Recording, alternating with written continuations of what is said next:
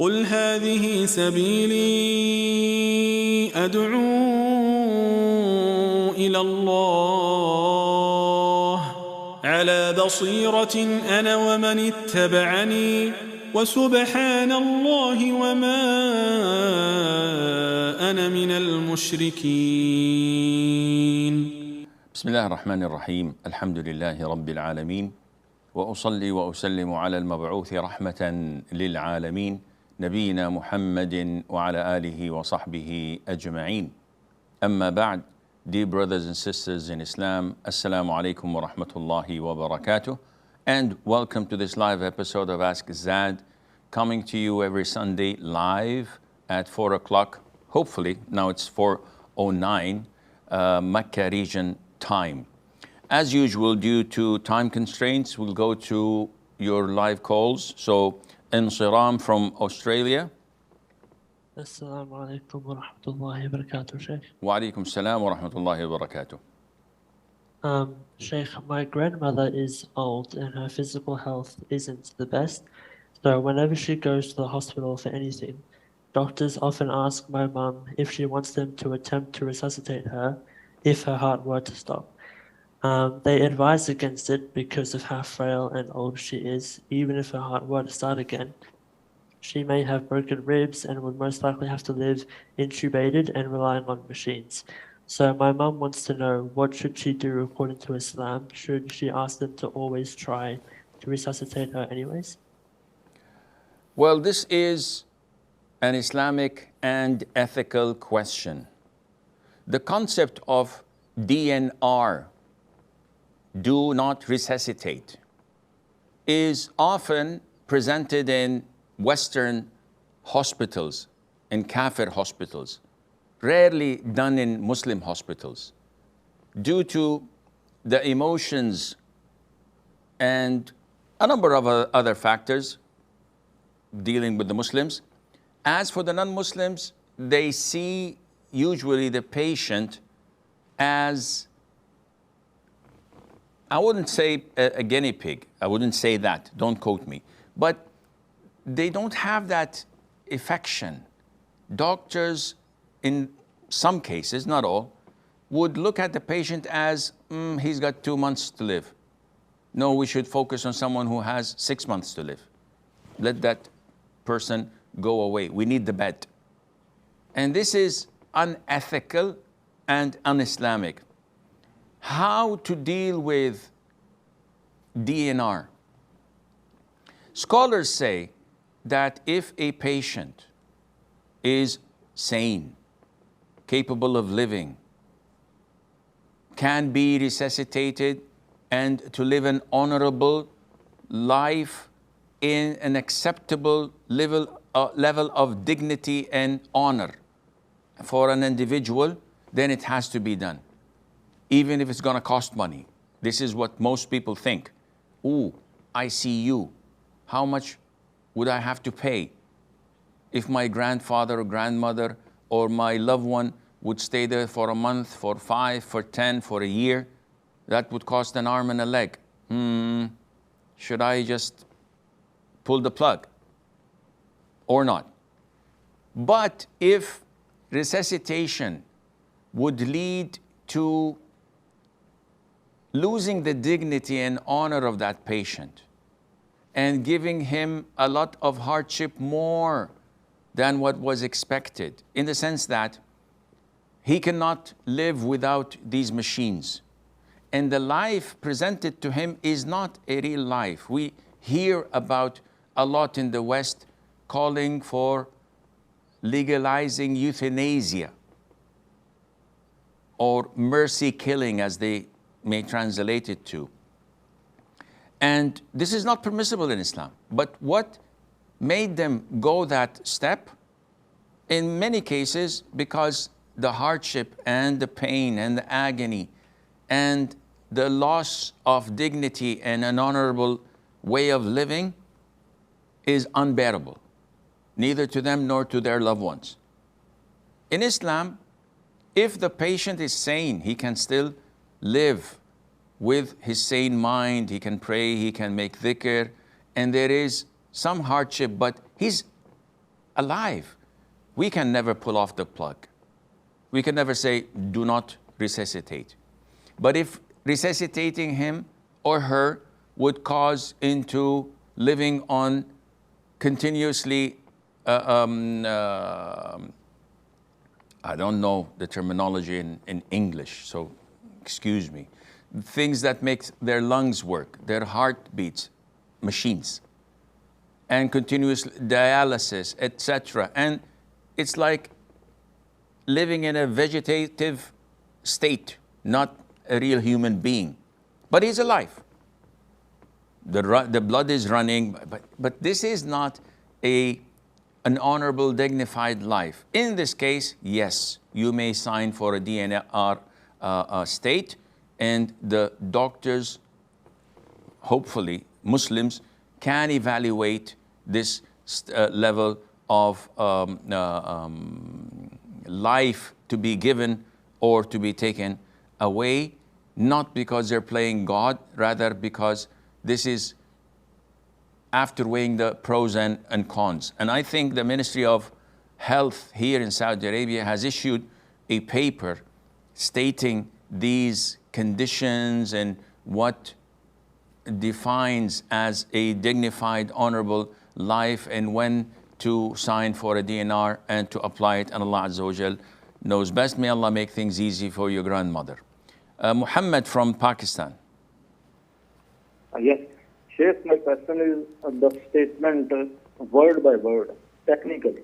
This statement, La ilaha illallah Muhammadur Rasulullah, is this a hadith or this is a general statement? Okay, I apologize for not doing this anymore because we had like 10 callers before and I've answered this question gazillion times. It is a waste of time to say La ilaha illallah Muhammad Rasulullah. This is bid'ah. You have to say Ashhadu an la ilaha illallah wa ashhadu anna Muhammadan Rasulullah, etc. This is nonsense. So with all due respect, I'm not gonna address this. Go to my YouTube channel. You'll find many answers addressing it. Fuad from Bangladesh. Assalamu alaikum wa rahmatullahi wa barakatuh, Sheikh. Wa alaikum salam wa rahmatullahi wa barakatuh. كيف حالك يا شيخ؟ حياك الله. So Sheikh, my question is, when we praying in congregation in a Hanafi masjid, the Imam there stands straight after completing the odd rak'ah. Yani he doesn't perform Jalsal Istiraha at the end of the first and the third rak'ah. In such a situation, what should we do as a muqtadi? Should we finish the odd rak'ah and stand directly, or do Jalsal Istiraha? Because I have heard from a student of knowledge that we shouldn't do that in a Hanafi masjid. Is this true, Sheikh? Jazakallah khairan. Wa jazakum. First of all, Jalsatul Istiraha is a short pause where you sit after the second prostration of the first and the third rak'ah. So I'm in the first rak'ah, I bow, I rise, and then I offer two prostration. Before standing up to the second rak'ah, I sit for a second or two, and then I stand up for the second rak'ah. And likewise, from the third to the third rak'ah. What is this? This is backed up by a hadith of Malik ibn al-Huwayrith, may Allah be pleased with him, in Sahih al-Bukhari and elsewhere, where he described to the congregation, to the people sitting, how the Prophet ﷺ used to pray, and he did this. And none of the companions objected to it. So some scholars say this is a preferred, recommended sunnah, like Imam Shafi'i and other schools of thought. Others say that no, the Prophet did this when he was old and he had to take this pose before standing up, and this lacks evidence and proof. So you have to present us with such proof to back your claim and justification. Having said that, it's a recommended sunnah. When praying in a Hanafi masjid or behind an imam who doesn't offer it, can we offer it? Again, an issue of dispute. Some scholars say, no, you should not offer it, like Sheikh Al-Albani and others. Other scholars say that, no, this is a recommended sunnah. It takes no time at all. It's a second delay or two. So there is no problem in offering it and following the Imam, and this is what I'm inclined to, and Allah knows best. Sumaya from the UK. Assalamu alaikum, Sheikh. Wa alaikum salam wa rahmatullahi wa barakatuh. My question is, I don't know, I'm getting some discharges and I don't know if they're pure and I don't know if they're continuous. So how do I know? How do I measure? Okay, first of all, if you don't know, how would I know? And usually, women have what is known as vaginal discharge. And this comes throughout the day and the night without any illness, without any reason. And some scholars give it the similarity of sweat. So it's like sweating. So such normal, regular vaginal discharges, the scholars say that they do not break the wudu and they are not najis or impure. Because if they were, the Prophet would have identified this, sallallahu alayhi wa sallam, and warned the women folk from it. And the women folk of the companions would have addressed this and made that known to all women, which they didn't. So this is why the default is that it is pure and it's not coming out from the urinary passage, as some scholars say. Now, if you doubt that these are not the normal vaginal discharges, rather they are signs of infection or any other illness, you have to check with your OG, OBGC, your doctor, basically, and she would be able to do some tests and tell you about it, and Allah Azza wa Jal knows best. Brother Mustafa from Canada. Mustafa. Aden from India.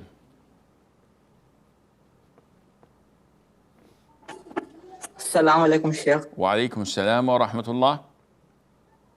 Sheikh, based on a hadith that Uthman radiallahu anhu allowed the Sahaba to pray behind those who had come to kill him, some say that it is permissible to pray before those Sufis who have deviant aqidah. Is it true?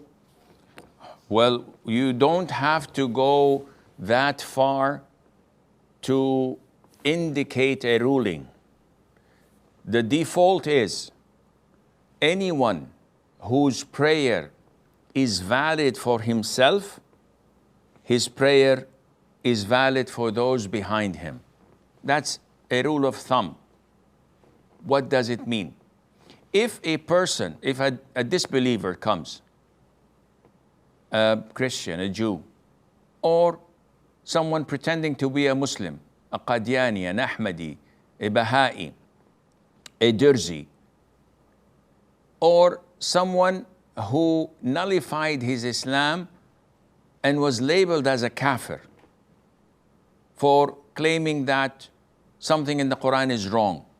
He doesn't believe intoxicants are haram. You show him the Quran, he says, I don't believe it's haram. So such people, even if they pray for themselves, their prayers are invalid. Therefore, you cannot pray behind them, and your prayer would be invalid as well.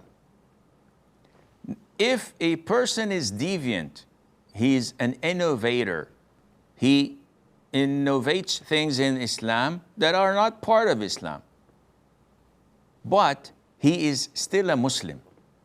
So he believes in the Mawlid, and he throws a Mawlid every year. Or he believes in innovated prayers or athkar or tawassul, etc., that does not reach or mount to shirk. Such a person is a Muslim. If he prays, his prayer is valid. Therefore, you can pray behind him, and your prayer would be valid as well. But is it the best thing for you to do? Of course not. If there is someone else who's following the correct aqeedah and does not innovate, you have to go and pray behind him rather than picking that person. But if you do not, and you insist on praying behind that innovator, your prayer is still valid, and Allah Azza wa Jal knows best. Sadiqa from Bangladesh. Assalamu alaikum wa rahmatullahi wa barakatuh. Wa alaikum salam wa rahmatullahi wa barakatuh.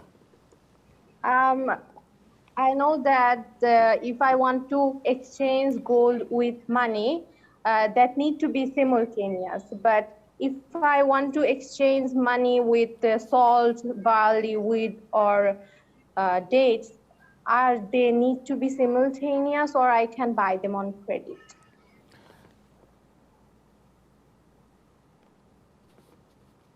Okay. So the question is, in regards to the 6 items of goods that the Prophet mentioned, alayhi salatu wassalam, in terms of categories of riba, which are gold, silver, wheat, barley, dates, and salt. So the Prophet alayhi salam, when he mentioned these, he said, if these categories differ, you can sell and buy regardless. But if the same category, you have to have equality. Gold with gold, you have to have equality, and it has to be simultaneous. Gold and silver, you can't have equality because they are different categories, but it has to be simultaneous. Gold and silver is one category which depends on the value, or what is known as thamaniyah, while barley, wheat, dates, and salt, they are another category which is considered to be related to what to be used as food and weighed. So these 2 categories, if they are interchangeable or exchangeable, I want to buy with my gold a kilogram of wheat or 10 kilograms of dates. Can I do this? Yes, you can. Can I do it and not have it simultaneous, meaning I buy it in installments? Yes, you can, without any problem. But the categories among themselves, gold and silver, and whatever currency falls underneath them because it carries the same ruling, and food items that are weighed and can be stored like these other 4, in between, it has to be simultaneous. Otherwise, you can sell and buy without any problem, and Allah knows best. Yasin from Bangladesh.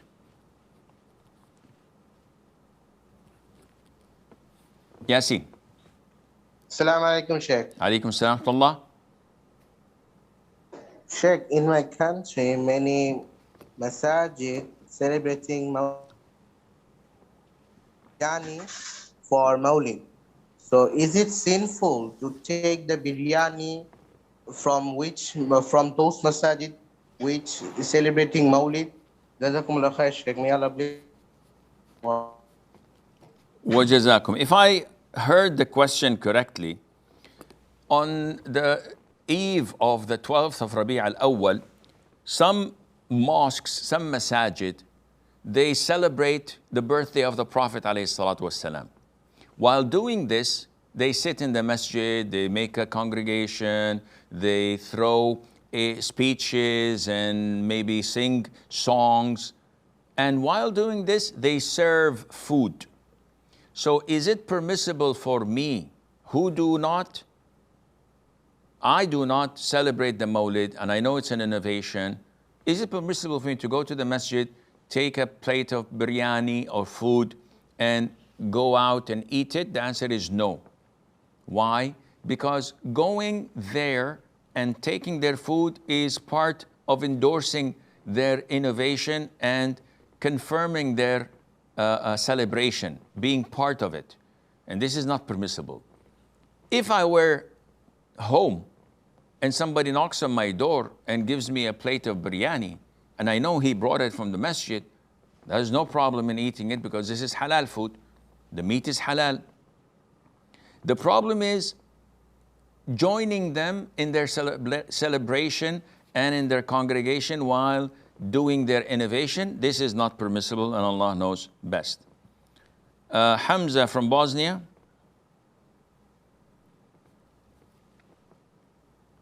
Hamza?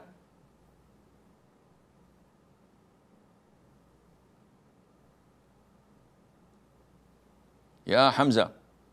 Assalamu alaikum wa rahmatullahi wa barakatuh, Sheikh. Wa alaikum salam wa rahmatullahi wa barakatuh. So, Sheikh, a brother was given a credit card by someone else to use it and to buy whatever he wants with it. He was in doubt because the credit card isn't halal. Is it permissible for him to use his credit card or not? The credit card doesn't belong to him, but it belongs to the other person. As long as he's going to use it to buy a halal product with it, and at the same time refund the money, the actual amount that he bought it with to the owner of the credit card, it's not his downfall, it's not his responsibility whether he's going to pay it in installments or pay interest over it or not. There's no problem on you in using that credit card. You bought an amount of $100, you take the $100 and give it to the owner of the credit card, and the rest is his problem, and Allah knows best. Rayyan from Belgium. Assalamu alaikum wa rahmatullah. Salam wa rahmatullahi wa barakatuh. Yes, so my question, Sheikh, is my brother, he plays a lot of video games.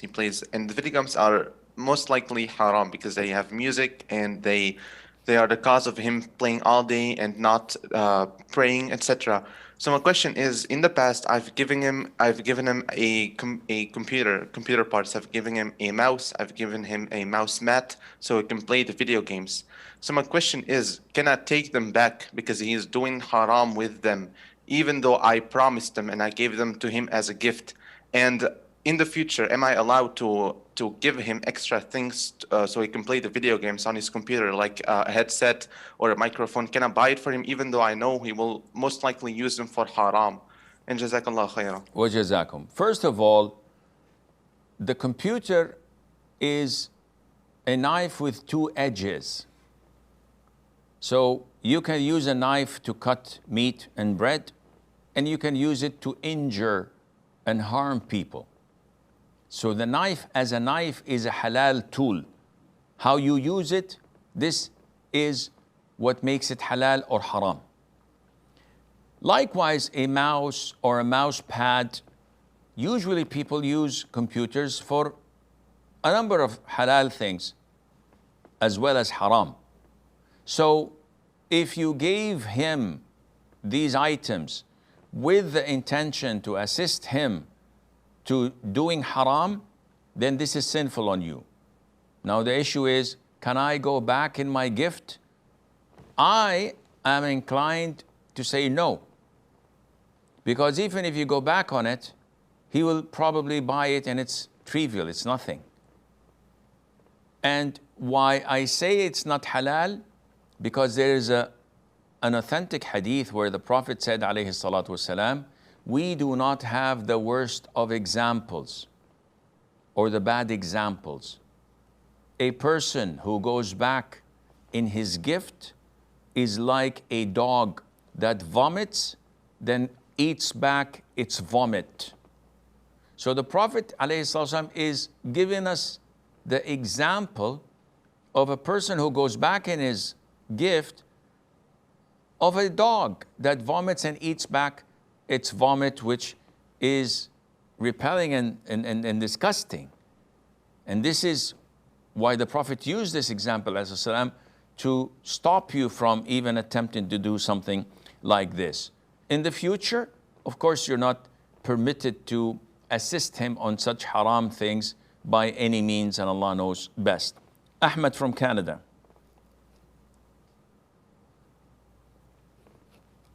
Ahmed. Assalamu alaikum, Sheikh. Alaykum assalam wa rahmatullah. Sheikh, so my question is, there's a woman who wants to travel to her one home country, and because she wants to see her father, who's gonna pass away soon, probably because he's getting old. But the problem is that the thing is, the trip, like for her to travel, she has to go without a mahram for some of it. Like for example, she's gonna go from point A to B with a mahram, but then from point B to C, it's gonna be without a mahram. But then from point C to D, it'll be with a mahram. So, but the thing is this allowed for her to do, even though the trip she's not gonna be like with the mahram the entire time? And also, she have one thing as well, like this woman, if she does not go, like then it might be feared for her that she might have some mental problems after if she didn't see her dad, because even right now she's going through mental problems, so like it's not working out too well for her, but like it is feared that she might like be affected mentally, but it's not like crazy in the sense that she's gonna like go like majnoon or something, or like she's gonna be terribly like sick or something, but like she's probably gonna be much worse than she is now. So like what's the ruling on her traveling? Jazakallah khair. Well, Jazak, as for the first part of your question, and I'm noticing that a lot of the questioners are asking multiple questions in one question and bending the rules a little bit, thinking that I'm old, I'm not gonna notice. Come on, guys, I've been teaching for too long. I know the tricks of the students. So kindly ask only one specific question and then go back to the end of the line and try to join again. As for the first question, what do you want me to say? The Prophet said, alayhi salatu wassalam, it is not permissible for a woman who believes in Allah and the Day of Judgment to travel without a mahram. A man stood up and said, O Prophet of Allah, my name was drawn in an expedition for jihad, and the same time my wife went for Hajj. The Prophet said, alayhi salam, go and catch up with your wife. Meaning, leave jihad, leave everything. It is not permissible for her to go on her own. Go and catch up with your wife. I have this hadith, and it's an authentic hadith. And the vast majority of scholars of all schools of thought confirm that it is not permissible for a woman to travel without a mahram. How could I justify this woman to travel from point B to point C without a mahram when the Prophet himself prohibited it? So one would ask, okay, is this general or are there exceptions? Akhi, the exceptions are dependent on the necessity. A woman in a kafir country, all alone, fearing fitna, fearing being attacked, fearing many factors, and there is not a single person able to accompany her to safety or to her homeland or to make hijrah. Yeah, this is an exception and a necessity. But for this woman, she has mahram to take her from point A to B. They're lazy to take her another extra mile from B to C. With some pressure exerted, if they were to know that she's mentally affected by that, she will fall into depression, blah, blah, blah, they would. In this case, how can we say that it's a necessity? And what is she going to do if today Allah chooses and her father dies? Khalas, he's dead. End of story. We're all going to die. So we can't bend the rules and tailor-make them to people according to their claims. Otherwise, everyone is going to say, oh, if I don't do this haram, I think I'm going to be depressed. I'm going to fall into anxiety attacks. I get panic attacks. I may fail in my test. I may do this. So you want us to put Islam rulings at the end of the priority list and to compromise all of these in exchange for worldly matters? This is not something we can do, and Allah Azza wa Jal knows best. We have a short break. Stay tuned, and inshallah, we'll be right back.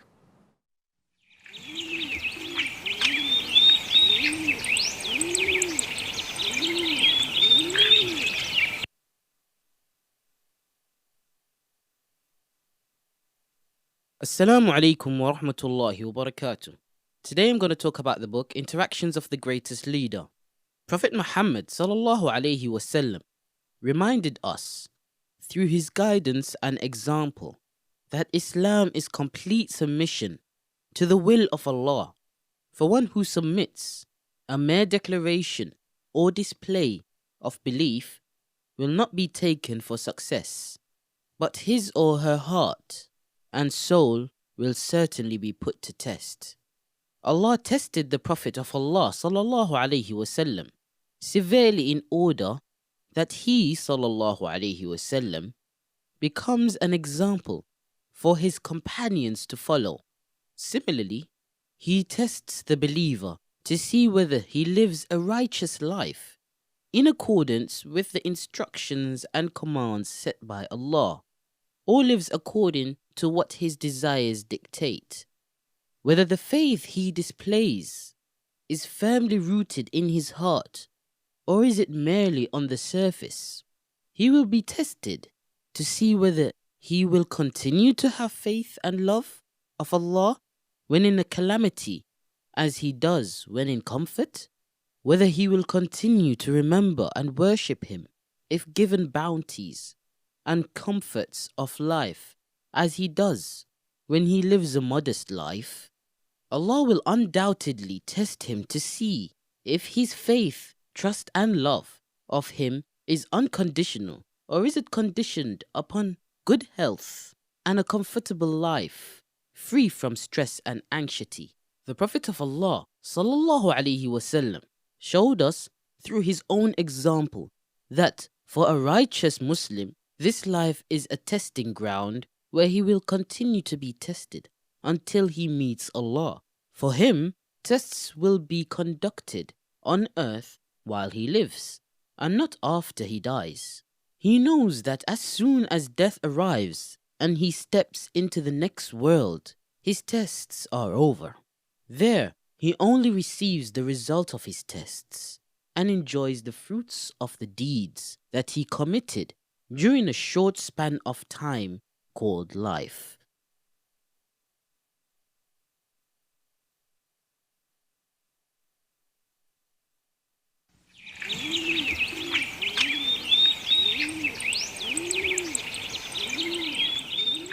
Assalamu alaikum wa rahmatullah and welcome back. Brother Fawzan from Indonesia. Assalamu alaikum, Sheikh. Alaikum assalam wa rahmatullah. Sheikh, wafaqakumullah. وأنتم كذلك.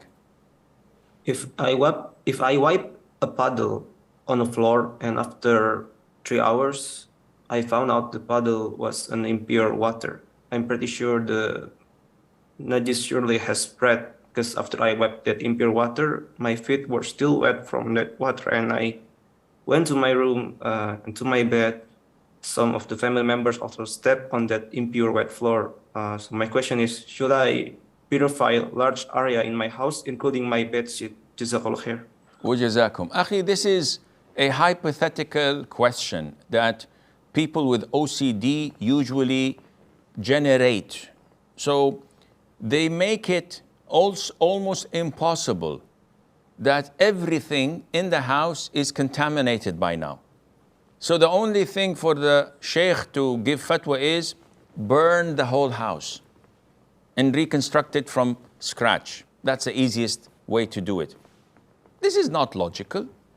Now, we have a ruling that is certainty is not affected by doubt. If you're certain that this puddle is najis, and that your feet are najis, and that you walked across the house, I would say the places that left traces of such liquid would be najis. But this is not coronavirus that would spread all over the place. This is not acid that would penetrate the floors and the carpets and everywhere else. Rather, where you see traces of najasa, this is najis, wash it off. If you don't see it, then it's clean. So, Sheikh, I walked to my bed. Akhi, to walk with wet feet, 2 steps, then it's dry. Even if you climb to your bed, there won't be any traces of najasa because your feet are dry now. No, Sheikh, my feet had some moisture in it. Do you see any impurity on your bed sheets? No, Sheikh. Then it's pure. Maybe it dried. Maybe. Maybe is doubt, akhi. We can only implement and apply certainty. And this is something that most OCD people don't want to swallow. They just simply want someone to say to them, everything is najis, you have to burn the whole house. And you have to do drastic measures that are not possible, which would inevitably make shaitan say, khalas, leave the deen, leave Islam. That's easier for you than this. And Allah Azza wa Jal knows best. May Allah make things easy for all of us. Faisal from Canada. Assalamu alaikum wa rahmatullahi wa barakatuh. Wa alaikum assalam wa barakatuh. My masjid has a donation box, and they've been like the rent for every month is getting really high, and they're struggling to pay the rent. So my question is, if I donate to them, do I get like the reward as a person would if they help build the masjid, like for every prayer, every like act of worship? Of course, whatever you donate to a masjid, this would be a contribution similar to building one. Of course, to build a masjid, you probably need $300,000, $400,000, but I can spare $20 or $30. So this would add to building a masjid, and you will be rewarded accordingly, inshallah. Heidi from the Emirates. Assalamu alaikum. Salatullah. Sir, I want to ask one of your questions just to clarify. Previous program you said that due to overslept, if you miss your prayer, so when you open your eyes, anytime you can offer the prayers. My question is that what do you mean by this? If I overslept in the Fajr time, or if I overslept on the Asr time, so there is any cap? Okay, but within 2 hours you need to offer your prayer. Kindly, thank you so much. Heidi, every prayer has a time for beginning. You cannot pray before that. And a time that it ends, you can't pray it after that. So for example, Dhuhr prayer, when the sun goes to the west and there is a slight shade of an erected object to the east. This is called Zawal. This is where the time of Dhuhr starts. So you can't pray before that. So let's assume it's 12 o'clock, then you have to begin your prayer at 12. When does it end? The shade continues as the sun goes towards the west, continues to grow longer to the east until the length of the shade is equivalent to the erected object. Once the length of the erected object is equivalent to its shade, this is the end of Dhuhr and the beginning of Asr. Here, you cannot pray Dhuhr anymore because the time has expired. What the hadith says is as follows: whoever forgets or oversleeps a prayer, he must pray it as soon as he remembers it, meaning remember or wake up. There is no expiation for it other than that. So if I pray the prayer from 12 to, let's say, 3, where the Asr time begins, I'm fine. I have no problem. If I pray at 12:01, then I'm fine. If I pray it 5 minutes to 3, then I'm fine. The issue is if I want to pray it after 3 o'clock, which is Asr time, onwards, due to forgetfulness. I was so busy, I totally forgot I did not pray. I remembered at 4 o'clock. What to do? The Prophet says, pray it immediately. I woke up at 4 o'clock. What to do? The Prophet says, pray it immediately. Immediately here is relative, meaning don't go and take a shower and do your hair and do your makeup, have few calls, do few posts on Instagram and check your Facebook and Twitter, then you go and pray. No, you have to, as soon as you wake up, do whatever is necessary and make wudu and pray. So I hope this answers your question. Fatima from India. السلام عليكم. عليكم السلام ورحمة الله وبركاته. عليكم السلام ورحمة الله وبركاته. My question is, if a husband in a fit of rage says to his wife, I have given you talaq, when the wife was having her periods, and later he stops his wife from leaving and she stays back, then does it count as one talaq? This is an issue of dispute, and issues related to divorce can't be solved over the phone, because the sheikh has to listen to both parties and examine the circumstances and what is the degree of anger and how it was said. Generally speaking, the four schools of thought say that divorce given when a woman was in her menses is sinful, but it takes place. A minority of scholars say it does not take place. But the four schools of thought, the majority of them, the majority of scholars say, no, it does take place. And this is the logical thing, because the vast majority of divorce cases happen when a woman is in her menses or in a state of purity which included intimacy. So this means that 95 or 99% of the divorce cases did not take place. This would be a game. Every time the guy is angry, he says, I divorce you. So, oh, are you in your menses? She says, no. Oh, we had intimacy last night, so it doesn't count. Okay, let's go back. And he does this 20, 30, 10, 100 times. This is not Islam. So not for your case. The general tendency is the divorce does take place and it counts as one. If it's the first time, and he has the right to reconcile or revoke it, one down, two to go.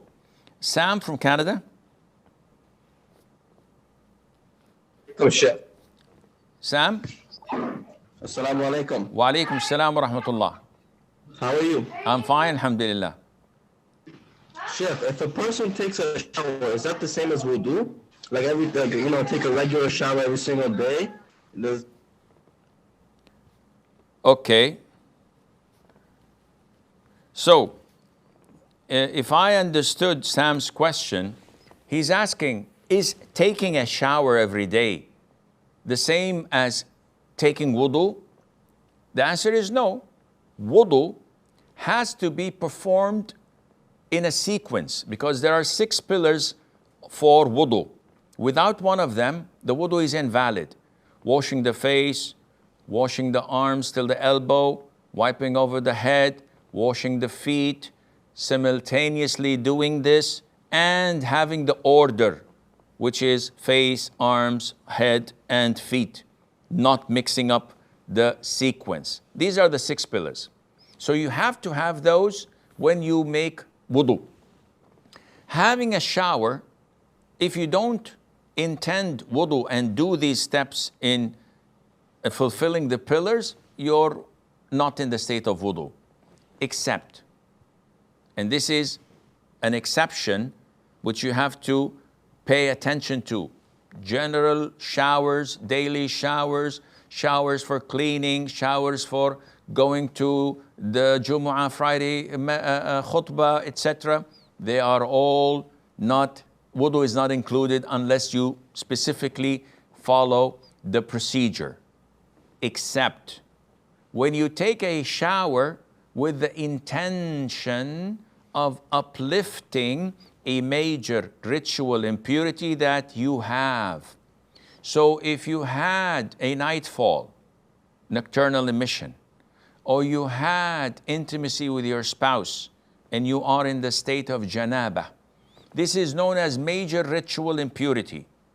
If you take ghusl to uplift it, so you can be able to pray or to read the Quran or to enter a masjid, wudu is embedded even though you did not follow the procedure and fulfilling the 6 pillars, because it's a minor ritual impurity that is embedded in the bigger picture.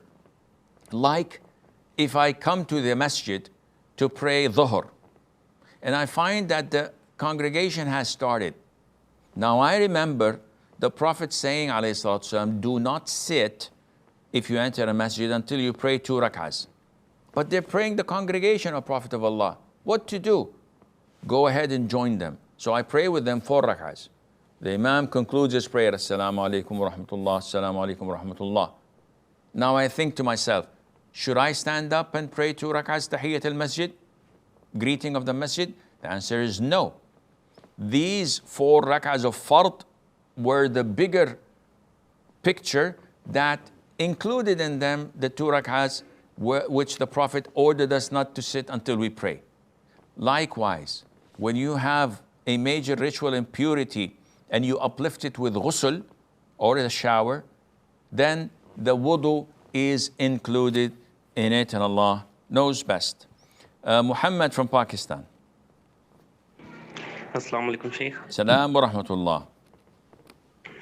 Sheikh, what is the correct understanding of the status of Prophet Muhammad sallallahu alaihi wasallam near Allah? Because here in Pakistan, in many masajid, they even quote fabricated a hadith as well as try to prove different things about him from the Quran, which is not the correct understanding, I believe.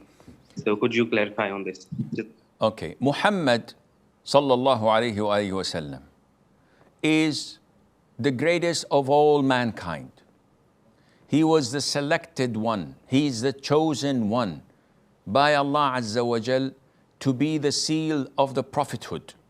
So he was the end of prophethood. There is no messenger or prophet coming after him with a new scripture or a new message.